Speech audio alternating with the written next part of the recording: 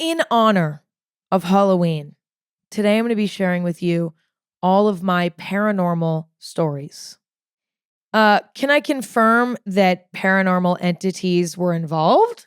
No, I can't. In fact, I feel like if a scientist listened to this episode, they'd be able to come up with some sort of scientific explanation for every single story that I am about to tell. So take it all with a grain of salt, all right? But these are all of my paranormal stories. We're just like weird stories, spooky stories. Ooh. So yeah, I had quite a few sort of paranormal moments as a kid. You know, the mind of a child is so interesting. Like, I remember these things so vividly, but I also know that memory is kind of malleable. It's almost like how we'll tell stories from generation to generation to generation. And by the time it gets to like the 10th generation, the story is completely different than it originally was, right? It's kind of like that with our memories. I think things evolve and the story sort of changes a little bit because you don't always remember things perfectly. And I don't know. So it's like, these are stories that I remember, but it's funny because I'm like, I really don't know how perfect these memories really are. Anyway, let's begin. All of my sort of paranormal experiences when I was young happened between ages maybe 7 to 12, I would say. And then nothing happened for a while. The first story I can remember is one day I was sleeping on my dad's couch. I actually used to hang out a lot on my dad's couch. I'd bring some sort of entertainment source, my iPod Touch, I don't know, a book, and I would lay on the couch after school. It was like my main hangout spot. And one particular evening, I fell asleep on the couch. Now, when I woke up from my nap, I was kind of groggy. It was dark out, probably like 7 p.m. in the wintertime. And I'm laying there half asleep, half awake. My eyes are kind of like blinking open and closed kind of slowly. And at the edge of the couch, I see the outline of a man, older man, stand up from behind the foot of the couch as though he was crouching and slowly walk around me to the back of the couch where my head was. He walked from where my feet were to behind my head. I'm like half asleep and I watched this whole thing happen, but it was sort of like an aura. It was like the shape of him. It wasn't like I could see eyes or a mouth or fingers. It was like a blob, but I could tell it was like an old man because of the posture and because of the outline of the hair. And I was like, what the fuck was that? But it was weird because I was not afraid. Like energetically, I just did not feel scared. And a few moments later, I sat up and I turned around and nothing was there. And that was kind of the end of it. And it was very odd. And I think, if I were to come up with some sort of hypothesis of what this was, because I know I was awake. I mean, I was groggy and I was like definitely just coming out of sleep, but I was awake. Okay. I remember this clear as day. If I had to come up with some sort of hypothesis as to what this was, I think there was some sort of brain-like glitch where I was dreaming while I was awake. Is this possible? I don't know. Let me Google it. Okay. Healthline says, what is hypnagogia? I do not know how to say that. Hypnagogia, or maybe, I don't know. The state between wakefulness and sleep. It's the transitional state of consciousness between wakefulness and sleep. It's the opposite of hypnopompia, which is the transitional state that occurs before you wake up. Wait, what is this? Hypnopompia. How do you fucking say that? Okay, let's see what that is. Maybe that's what happened to me. Hypnopompia is the state of consciousness leading out of sleep, a term coined by the psychological researcher Frederick Myers. Its mirror is the hypnagogic state. Oh yeah, so this means you can have visual hallucinations. Sleepfoundation.org says you can have hypnopompic hallucinations. They often involve seeing moving shapes and colors or images of animals or people. While these images can move, they generally do not form a story like dreams do. Between 8% and 34% of these hallucinations of all of a sudden. This is exactly what fucking happened to me. See? Oh my God, already I'm proving my paranormal stories wrong. I just had a hypnopompic hallucination. Okay. And according to clevelandclinic.org, these types of hallucinations aren't associated with a health condition and are considered harmless. So I'm very, very grateful for that. Wow, that is so fucking funny. Damn it. See, I kind of wanted it to be real because I do think, I can't remember for sure, but the house that I grew up in, my dad's house, it's an old house. It was built, I think, in like the 30s or the 40s. And the people who lived in it prior to my family, I think, was an old couple that ultimately did pass away there, which is very common. But I sort of believed for many years, like, wait, maybe that was the ghost of the people who lived there before. And listen, could that possibly be it as well? Never say never. But it does sound like I had one of these sort of a hallucination. So there is a scientific explanation. Okay, next story. So my mom used to be sort of like an office manager for this company, whatever the fuck that means. She worked in an office. Okay. And her office had a little deck off of it. Her office was actually in an old house that was one story. Okay. So she had a little deck off of her office, but it was ground level. And she used to have this little cat named Patches that would come and tap on her window and come in and hang out with her, right? So she would like open up her office and this sort of neighborhood cat would like come in and hang out. And the cat did have a collar. However, it was sort of a mystery as to like whose cat this was. And the cat always sort of seemed to be hungry and wanting attention. So my mom gave it the love and attention that it wanted. And because, the cat was sort of seemingly without a home, my mom gradually started to feel more responsible for this cat. And slowly but surely, my mom started to develop this very personal relationship with this cat. And then I started to develop this personal relationship with this cat because I would often go to my mom's office when she was working and do homework or whatever. Like, couldn't be home alone. And so I started to bond with this cat. And ultimately, my mom and I fell in love with this cat, especially my mom, but me as well. So we started to occasionally take this cat home. Now, we would only take this cat home when the weather was really horrible, like when there would be like a really bad storm or something, which is like probably not no, actually, I don't think it's a bad idea. It was totally fine because then the next day she would just bring the cat back to work and let it out. But we did not keep the cat because we didn't know whose it was. Anyway, so we really fell in love with this cat. And then there was one day where my mom was at the office by herself and it was a really windy, stormy sort of night. And my mom contemplated, should I bring Patches the cat home tonight? But she was like, I think he'll be okay. So she has Patches leave her office and she closes the door to the deck. And this door is like a glass door.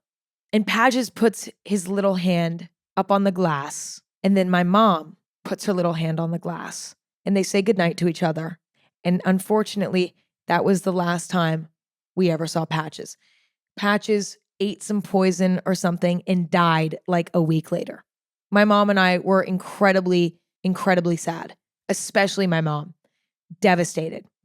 And then one day, I'm in the bathroom and out of the corner of my left eye, I see like the outline of a black cat. I was like, what? And I turned to my left and nothing's there. I was like, that's weird. And then a few weeks after that, my mom mentions that she had seen an outline of like a black cat. And we were like, what the fuck? What's going on? And I think my mom saw the black cat out of the corner of her eye a few more times in the house. I did not. I think I only saw the outline of the black cat like once. Fast forward to, I don't know, a month later, maybe 2 months. I can't quite remember. My mom and I used to go to TJ Maxx all the time because we loved going around TJ Maxx, seeing what we could find. It was one of our favorite little activities.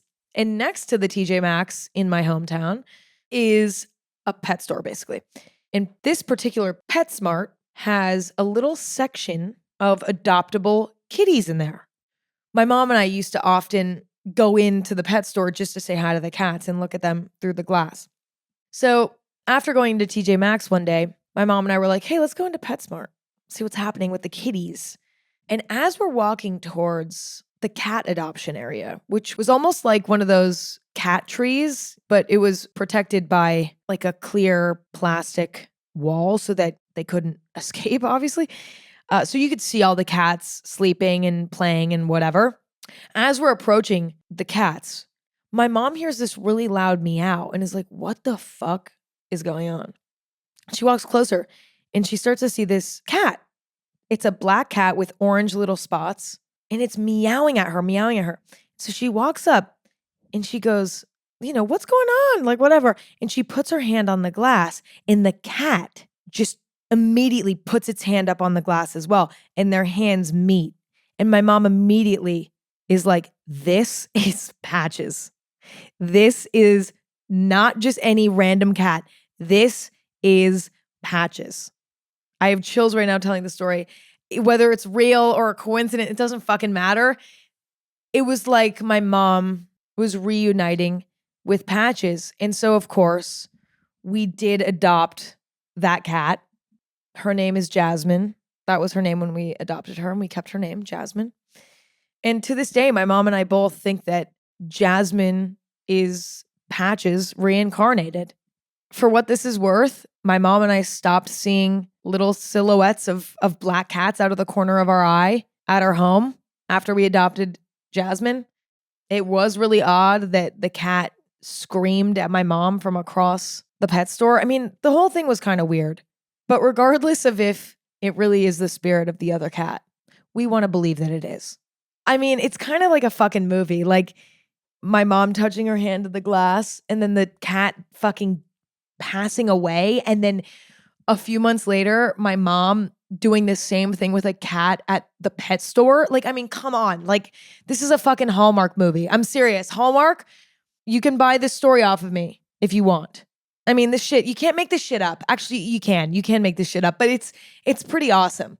So I want it to be true. And, that was sort of my mom's story more than mine. However, I was sort of adjacent to it. So that's why I guess I consider it my ghost story. But you know what? This is like a happy ghost story. This is as happy as it could get. This is like a dream. I mean, when, loss is so fucking uncomfortable, and this is a happy story. This is the type of story that we want to tell, that we want to hear, that we want to experience, not the scary stuff. Okay, next. This one is really weird. And again, I bet there's a scientific explanation for it, but it is the biggest mystery, I think, probably in my life, like how this happened. And you're going to have to take my word for it because it's just so odd. And it really actually upsets me and scares me. Like, I really can't comprehend how this happened. So, okay, my family really enjoyed hanging out at the ice skating rink in our town. I have some hockey players in my family. My cousins and I all learned to ice skate at a really young age. None of us were good. Spoiler alert. But we all enjoyed, taking figure skating classes, going to like just skate on the weekends. We really enjoyed it. Again, none of us were good, but we enjoyed it. This particular ice skating rink was very nice. It was 2 stories, and on the bottom floor was the rink and the check-in desk and all that technical stuff.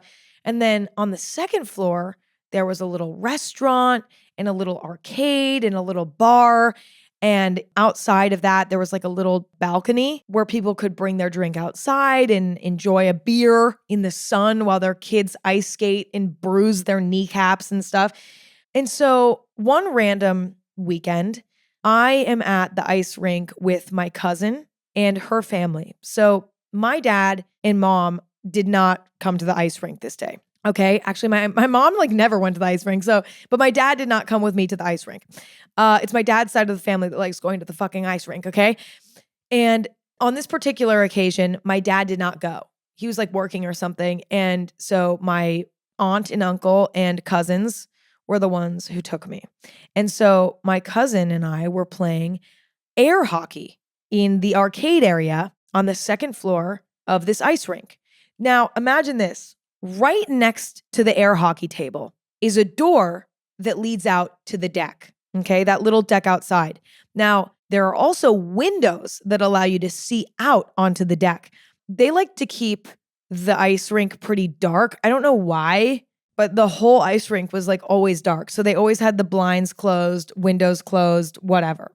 So this air hockey table is right next to two windows that show out to the deck and then the door. I'm like within 2 feet of this deck. I'm playing air hockey with my cousin. We're having a blast. I hear a knock on the window. I'm like, that was weird. And I can't see out the window at all. So I open up the blinds a little bit with my fingers and it's my dad. And I was like, what the fuck? How did he wasn't supposed to be here today. Like he's working. And he's waving at me. And for probably 4 seconds, okay? 1, 2, 3, 4. 4 seconds, like that. I am face to face with my dad, okay? I'm probably 4 inches away from him. Maybe a foot. Okay, that's a very big difference. I'm probably a foot away from my dad, looking at him directly through this window.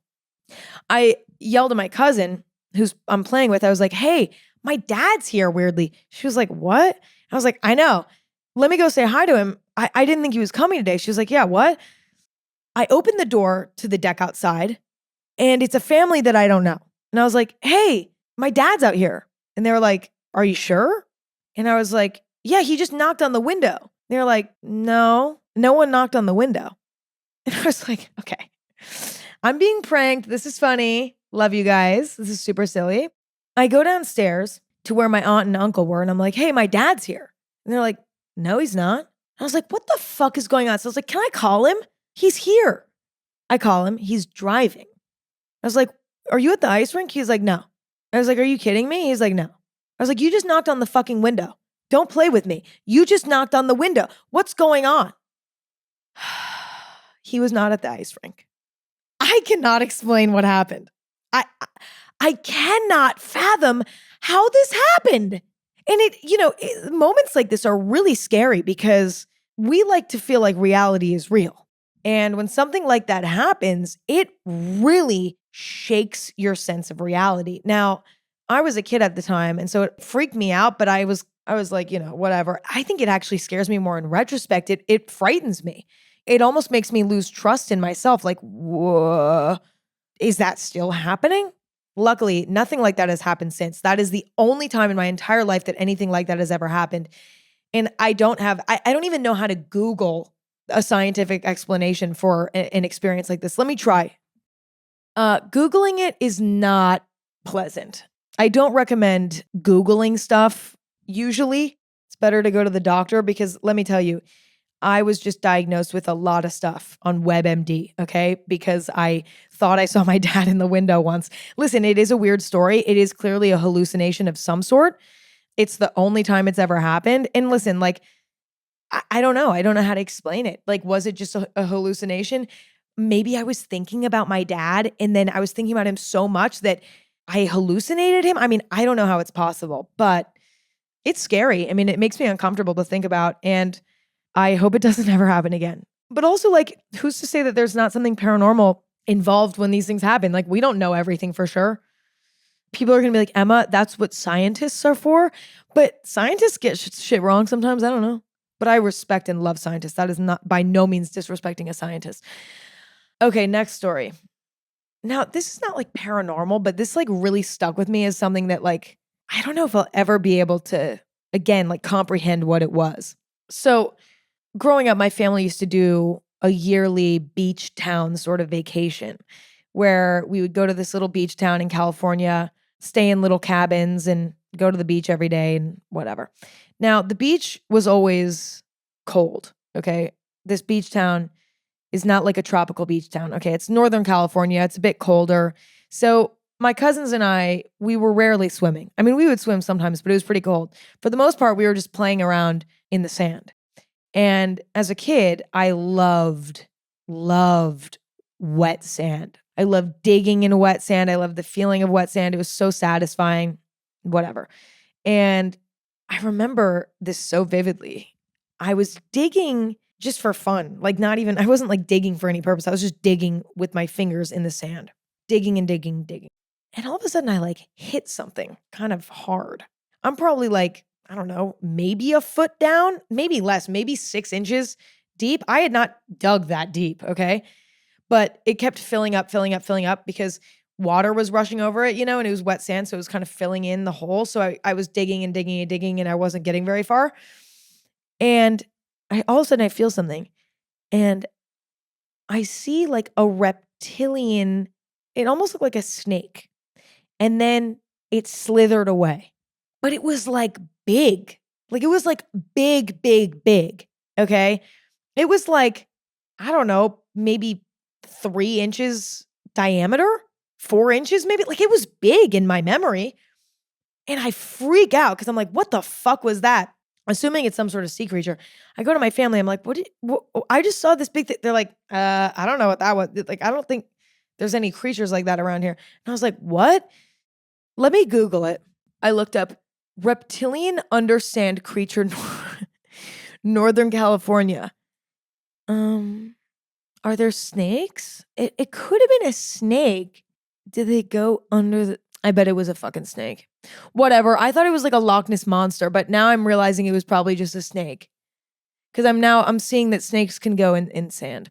Okay, so it was a snake, you guys. It's so funny because I've had all these stories like in my head thinking that all this shit's like haunted for years and years and years. And now I'm looking it up and just finding like logical explanations for all of it because I've never taken the time to just Google it before because I was too young. Okay. Listen, it didn't help that during that time of my life when I saw that little snake or whatever it was, I mean, it was huge. Whatever it was spooky. Haunted or paranormal or Loch Ness monster or not, it was scary. And it was especially weird too because it was like completely submerged under the sand and then slithered away. I was like, how is that even possible? It just didn't feel real. It didn't feel like something that was possible. It felt like crazy. But anyway, during that time, I also believed in the Animal Planet documentary or faux documentary about mermaids. I don't know if any of you remember that. When Animal Planet made a full fake documentary, which I think is evil, actually evil for children, about finding mermaids, and it was all fake. But I believed it was a real documentary because I'm sorry, but my media literacy as a fucking like, I don't know, 10-year-old isn't perfect. And if I see something that's filmed in documentary style, I'm gonna believe that it's true. I've not forgiven Animal Planet for that. But that, yeah, I mean, I was in that phase of like believing in mermaids and like being obsessed with mermaids. And then I see this like slithering thing. And I was like, oh my God, is it like what is it? What kind of sea creature is that? Anyway, whatever. Okay, my last story as a child, there was probably just another hallucination, which it now sounds like I had a lot of hallucinations as a kid. I did not, okay? I had maybe 3, and they're all being told to you right now. I've been around for 23 years, all right? So go easy on me, and don't start jumping to conclusions about me. Anyway, my last probably hallucination was one time at school. There was like this random little girl. She was a few grades below me, I think. I was probably in like 3rd or 4th grade. She was probably in like 1st or 2nd grade. She was actually a girl in my class's little sister. And for some fucking reason, I could have sworn that I saw her eyes flicker like a reptilian. Okay. Now, I know you're thinking, Emma, you're a fucking conspiracy theorist. You think there are reptilians. You think that it's the Illuminati. Relax. Okay. No, I didn't know about that shit back then. What, like reptilian people? I had never heard of that concept in my entire life. I just could have sworn I saw her eyes like flicker like a fucking reptile. And I remember I went and I told my mom and she was like, oh my God. And she was so freaked out. And I was like, I don't know. I didn't even think that much about it. I just thought it was weird. But again, like with all these stories, it's like, it's hard to trust a child's brain, right? Children are so imaginative and, the prefrontal cortex and shit is not fully developed. And it's like so hard to even trust the brain of a child. So who knows? But listen, there's a bunch of conspiracies about reptilian people. I love conspiracies, but I kind of forget what that conspiracy is. Reptilian, I'm Googling it. Reptilian people. Oh, it's very controversial. I see. Let's see. I'm reading this. Listen, don't start calling me a fucking conspiracy theorist because I thought I saw some girl's eyes change into reptilian eyes when I was like in 4th grade. Okay. I'd never even heard of this theory, but I am curious about this. Oh, this goes back really far. I'm on Wikipedia, so that's not necessarily the most reliable source. According to British conspiracy theorist David Icke, tall, blood-drinking, shape-shifting reptilian humanoids from the Alpha Draconis star system, now hiding in underground bases, are the force behind a worldwide conspiracy against humanity. Oh, I see. Okay. Well, I'm not speaking to that. Okay. That's not what I'm fucking speaking to. So leave me alone. I just thought that this girl in my class was a reptilian. I really did. I was like, I saw her eyes flicker. And I can't explain it. That scary story aged well. Okay. Anyway, that's pretty much all of the scary stories, paranormal stories I have from being a child. I do have one as an adult, but I've already told the story before. So as I'm telling it, if you've already heard it because you listen to Anything Goes, just turn it off and go listen to something else. I don't blame you. But if you haven't heard this story, great. This one's probably the most interesting out of all of them, to be honest. It all started when I bought the house that I live in today. Now, this house was built in the 50s. When I bought it, it was somewhat renovated. You know, it's not the exact same to how it was in the 50s, but it was pretty retro, right? And I spent 2 years fixing it up, modernizing it, blah, blah, blah, blah. After 2 years of working on it, it was finally finished and it was time to move in. And I had worked with interior designers to help me design the house. And as a gift, they were like, we want to set up a session for you with an energy reader or like a ghost person, like somebody who talks to ghosts, like a medium. It was, yeah, something like that. And I was like, all right, for sure. Like, thank you. And they were like, basically, this person will come in and clear the energy of your home and get rid of ghosts and get rid of bad energy and blah, blah, blah. And I was like, rock on, like, let's do it. So this person comes, does their thing, and ultimately lets me know that there is a ghost in my house. However, the ghost is a young boy and he's pretty innocent. He's a trickster. He'll play tricks every once in a while, but he's not like evil. He's not sinister. He's just kind of a jokester. And my mom and I were kind of like, maybe that explains the ladder that went missing, a few months ago during construction or whatever. We were kind of like open to the idea, but we also weren't scared of it. We also weren't like necessarily fully convinced, with all due respect to this woman. It was just kind of like, okay, well, what do we know?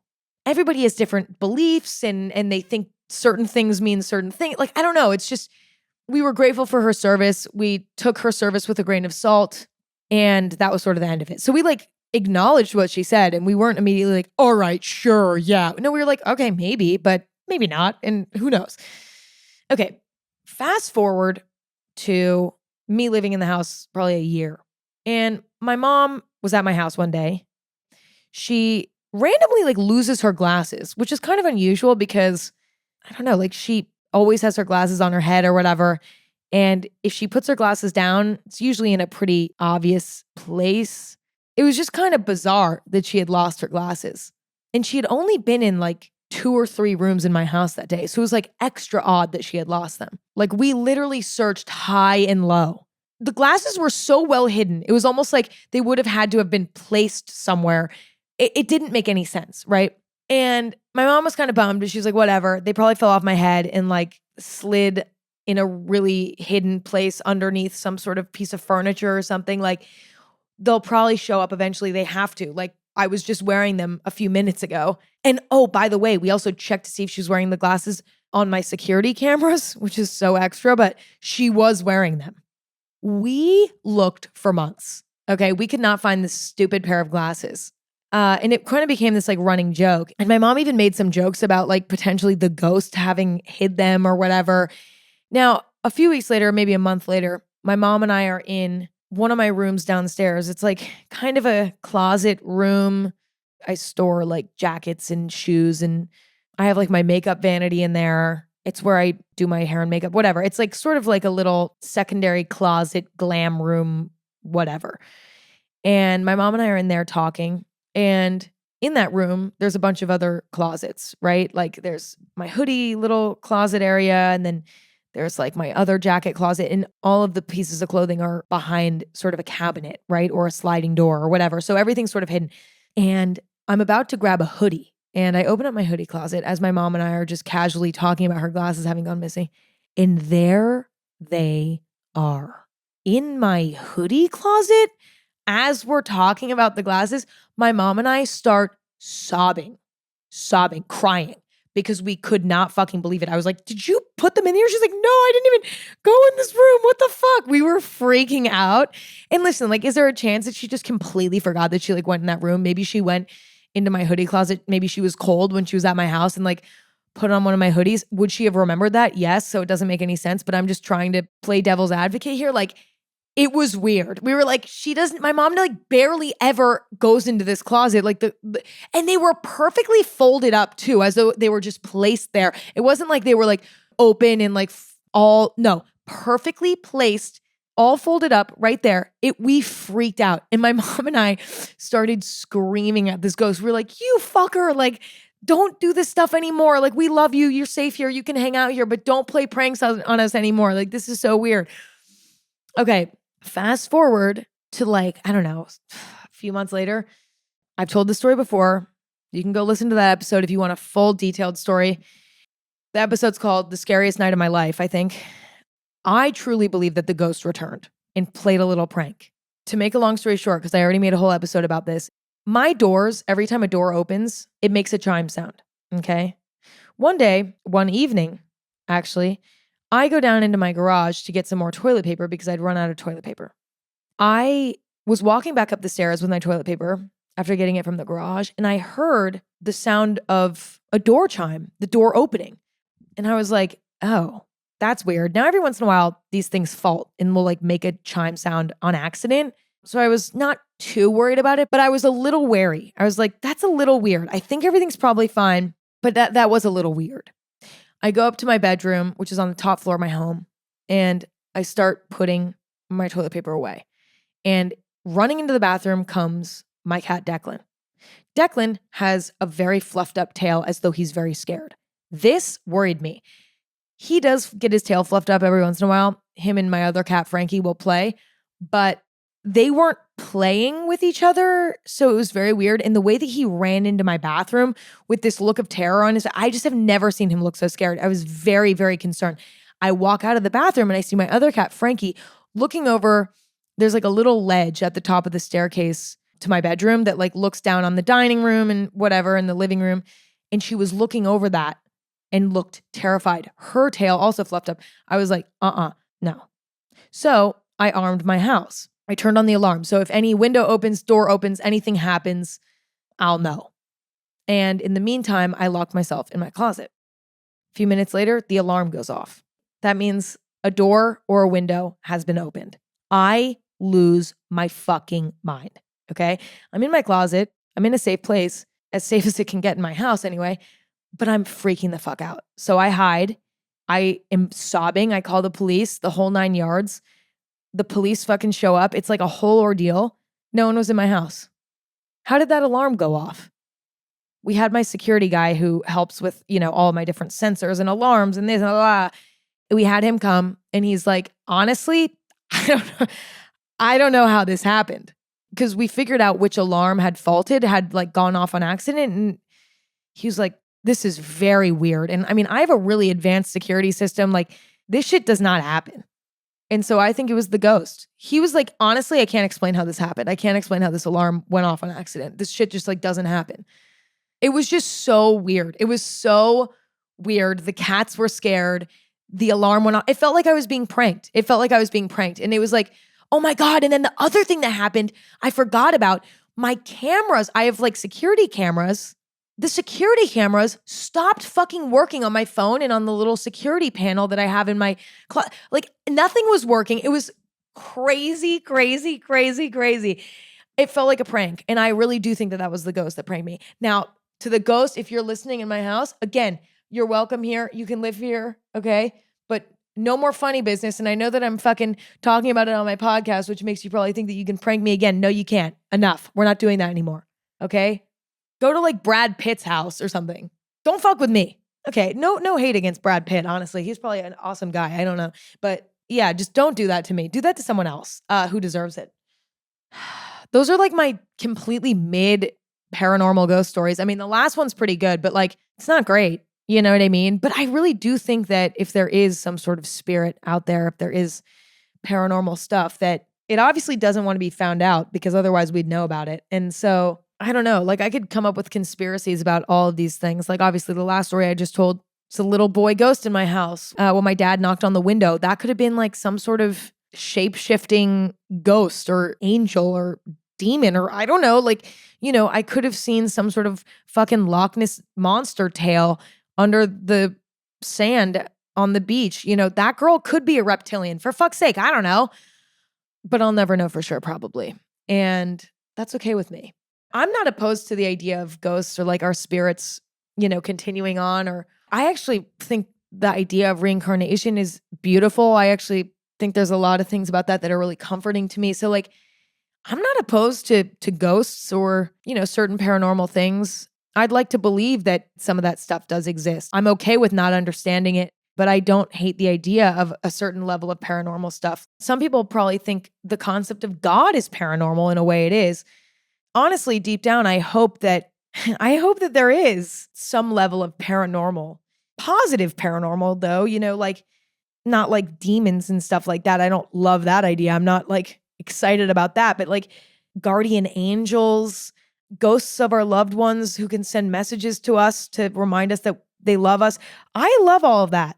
I'm very open-minded when it comes to, spiritual belief and stuff. I don't feel comfortable saying that anything is 100% true or 100% false because we don't really know for sure because we can only comprehend so much. And even scientists change their minds every once in a while or prove themselves wrong. And I like to believe that there's stuff happening that we can't understand. I actually find comfort in it. I don't know. I don't hate the idea of it being somewhat real. I hope it is, to be honest. I would love that. You know what I mean? I would fucking love that.